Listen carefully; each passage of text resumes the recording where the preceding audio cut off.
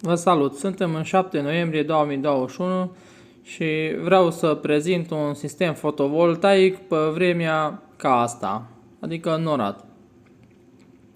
Am achiziționat 10 panouri de la Trina Solar, câte 380 de W bucata. Vreau să arăt ce producție am în momentul de față la 10 panouri. Vreau să detaliez panourile.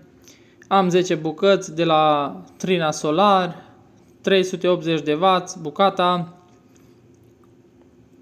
40 de volți, 10 amperi și vreau să arăt în vremea ca asta să vedem ce producție avem la invertor. Dar înainte să mergem la invertor, vreau să vă zic că am legat 5 panouri în serie și după seriile în paralel, să cresc un pic amperajul.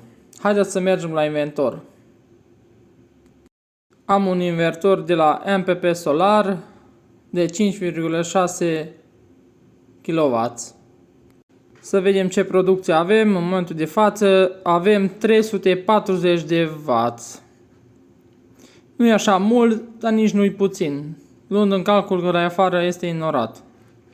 Avem 163 de volți, încarc bateriile cu 5 amperi.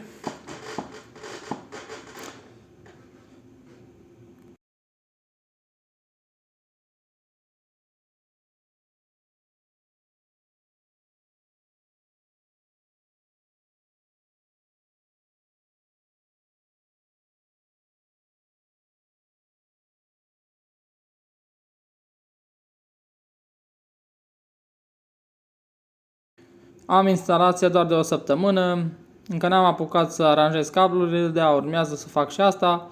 Am 4 baterii de la Ultracell, câte 150 de amperi. Am panouri instalate de 3,8 kW și am prins o zi cât de cât cu soare și din 3,8 kW am scos undeva 2,7 kW. O să vedem când o să avem soare plină, revin cu un video să vă arăt ce producție pot să scoți în noiembrie din 3,8 kW. Mulțumesc pentru vizionare!